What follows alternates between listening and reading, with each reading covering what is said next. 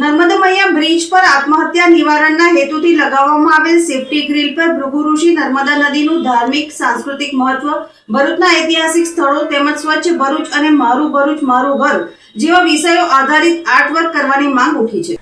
નર્મદા મૈયા bridge પર આત્મહત્યા રોકવાના હેતુથી સેફટી ગ્રીલ લગાવવાની કામગીરી 12 ઓગસ્ટ 2025ના રોજથી શરૂ કરવામાં આવી હતી. કામગીરીને 1 વર્ષ પૂર્ણ થવાના સમયગાળા દરમિયાન બ્રિજ પરથી આત્મહત્યાનો એક પણ બનાવ ન બન્યો હોવાનું જણાવાયું છે, જેથી સેફટી ગ્રીલનો મુખ્ય હેતુ સફળ રહ્યો હોવાનું સામે આવ્યું છે. આ કામગીરી માટે ધારાસભ્ય રમેશભાઈ મિસ્ત્રી તેમજ આરએનબી વિભાગ અને વહીવટી તંત્રનો આભાર વ્યક્ત કરવામાં આવ્યો છે. દરમિયાન યોગી પટેલ દ્વારા ધારાસભ્ય રમેશભાઈ મિસ્ત્રીને બોલાવી તેમની કચેરી ખાતે લેખિત રજૂઆત કરવામાં આવી હતી.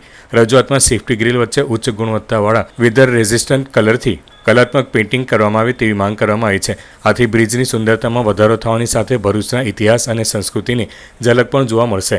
સાથે સ્ટીલની ગ્રીલ પર વેધર રેઝિસ્ટન્ટ કલર કરવાથી કાટ સામે રક્ષણ મળી ગ્રીલનું આયુષ્ય વધારી શકાય તેવી રજૂઆત પણ કરવામાં આવી છે. ભરૂચ ઔદ્યોગિક હબ હોવાથી વિવિધ કલર કંપનીઓના CSR ફંડના સહયોગથી આ કામગીરી પૂર્ણ કરી શકાય તેવું પણ સૂચવાયું છે. હવે આ રજૂઆત અંગે તંત્ર દ્વારા શું નિર્ણય લેવામાં આવે છે તેના પર સૌની નજર છે. નર્મદા મૈયા બ્રિજ પર લગાવવામાં આવેલી સેફટી ગ્રીલની કામગીરીની શરૂઆત 12 ઓગસ્ટ 2025ના રોજ કરવામાં આવી હતી. આ કામગીરીને 1 વર્ષ પૂર્ણ થયું. આ 1 વર્ષ સમયગાળા દરમિયાન એક પણ આત્મહત્યા જેવો અનિચ્છનીય બનાવ બન્યો નથી. એટલે કે આ ગ્રીલનો જે હેતુ હતો તે સફળ થયો. આ માટે જનહિતના કાર્યમાં તત્પર રહેતા ધારાસભ્ય શ્રી રમેશભાઈ મિસ્ત્રીનો આરએનબી વિભાગ અને વહીવટીતંત્રનો અમે ખૂબ ખૂબ આભાર માનીએ છીએ.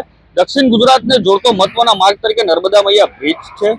આ બ્રિજ પર લગાવેલ સેફટી ગ્રીલ પર જો ઉચ્ચ કોટીના કલર વેધર રેઝિસ્ટન્ટ દ્વારા ભરૂચનો જિલ્લાનો ગૌરવશાળી ઇતિહાસ, માં નર્મદા ભૃગુ ઋષિનું આધ્યાત્મિક સાંસ્કૃતિક મહત્વ, ઐતિહાસિક સ્થળો અને મારું ભરૂચ મારું ગૌરવ અને સ્વચ્છ ભરૂચ જેવા વિષયો પર કલાત્મક આર્ટવર્ક પેઇન્ટિંગ કરવામાં આવે તો આ માત્ર સેફટી ગ્રીલ સુરક્ષાનો હેતુ નહીં, પરંતુ સાથે સાથે ભરૂચનો સંસ્કૃતિક અને ગૌરવ વારસોનું પ્રતિકનું સ્થળ બની જશે. આ માટે આજરોજ ધારાસભ્ય શ્રી રમેશભાઈ મિસ્ત્રીને લેખિતમાં રજૂઆત કરવામાં આવી.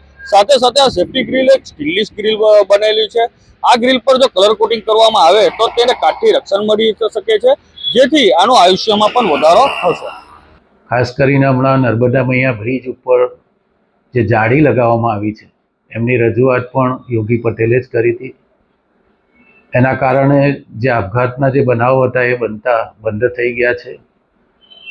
વધુમાં નર્મદા મૈયા બ્રિજ ઉપર જે નેટ લગાવવામાં આવી છે એને વધારે સુશોભિત કરીને એમાં ભરૂચ જિલ્લાનો ઇતિહાસનું વર્ણન કરીને, માં નર્મદાના ઇતિહાસનું વર્ણન કરીને ભરૂચ જે ભૃગુનું ભરૂચ હતું, ઐતિહાસિક ભરૂચ હતું, જ્યારે પરતંત્ર હતો દેશ ત્યારે પણ આપણા અહીંયા બંદર હતું, અહીંયાથી વિદેશના અનેક દેશો સાથે આપણો વેપાર હતો.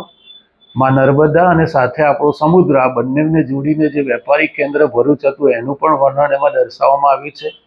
આ પ્રકારના અનેક ઐતિહાસિક તથ્ય અને સત્યોને જોડીને ભરૂચનું જે આધ્યાત્મિકતા છે નર્મદા નદી સાથે જોડાયેલી, એની સુંદરતામાં વધારો થાય એ માટે આખી જાળીને બંને બાજુથી સુશોભિત કરીને એના ઉપર ભરૂચ જિલ્લાનો અને માં નર્મદાનો ઇતિહાસ વર્ણવતું જુદા જુદા પ્રકારનું પેઇન્ટિંગ કરવા માટેની રજૂઆત આજે એમણે મારી સમક્ષ કરવામાં આવી છે.